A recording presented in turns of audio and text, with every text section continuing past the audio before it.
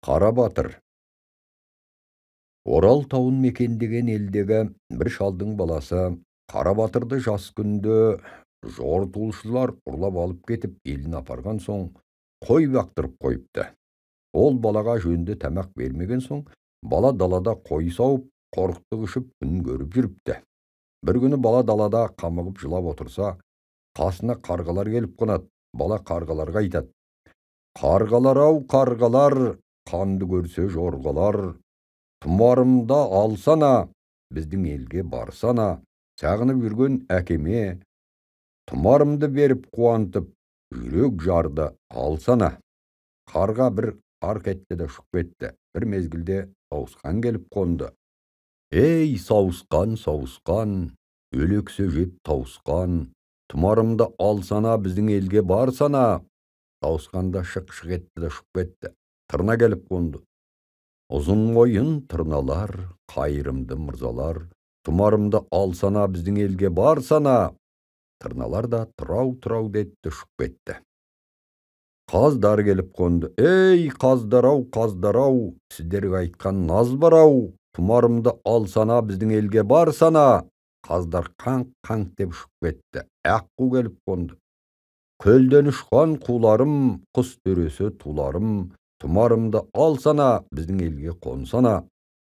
Аққулар тоқталыңқырап, көлденеңдеп тұрды да ұшып кетті. Біраздан соң қарлығаш келді. «Әй, қарлығаш тамыр-ай, жауда қалдым жабыдай, тұмарымды алсана, біздің елге барсана».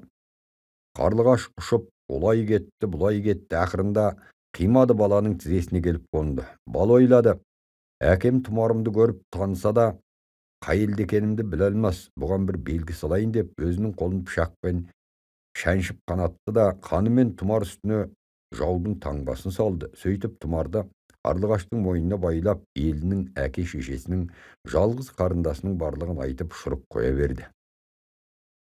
Қарлығаш ұшты аспанмен, баланың айтқан жоспарымен, асқар таулармен, айдын шалқар көлдермен, батпақтылай шөлдермен, түрлі өрлермен, қос қанатын қамшылап, аспаннан қатер төнсе, таса жерді жамшылап, үстінен тері тамшылап, неше мерзім өтті, неше елді өтті, нақ 30 күн болғанда бір ауылға ол жетті. Баланың айтқан ауылы осыма деп мегзепті.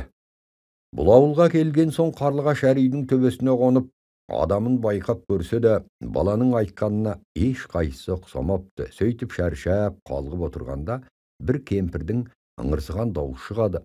Қарлығаш құлағын салып тыңдаса, кемпір айтады: «Ау, шырағым, құлыным, маңдайымда тұлымым, көлге біткен құрағым, жалғызым ау шырағым, жау алды ма білмедім, су алды ма білмедім, аң алды ма білмедім, жөніңді біліп шырағым, құрбаның болып өлмедім, 24 ай болды, мен жалғызды көрмедім». Қасында отырған шалы: «Сен қоя тұршы» деп, оны жылатпай тоқтау айтқан кісі болып, өзі еңкілдеп жылай беріпті. «Жалғыз біткен талшыбық келбетің келген қарағым, бір дерегің білінбей дүниені кезіп қарадым, аш бурадай жарадым, 12 мүшем сөгілді, аш күзендей белім бүгілді, таулардың тасаттасындай бергақ еді сүйегім, өрт шалғандай егілді, қайда кеттің сұңқарым, үміт еткен тұлпарым, бір көрсетіп алмады, сол ғана болды-ау іңкәрім». Содан кейін бір жас қыз бала әке шешесін тоқтатып сөйледі: «Наркескен деген алмастай асыл еді негізің, бірге туған егізім.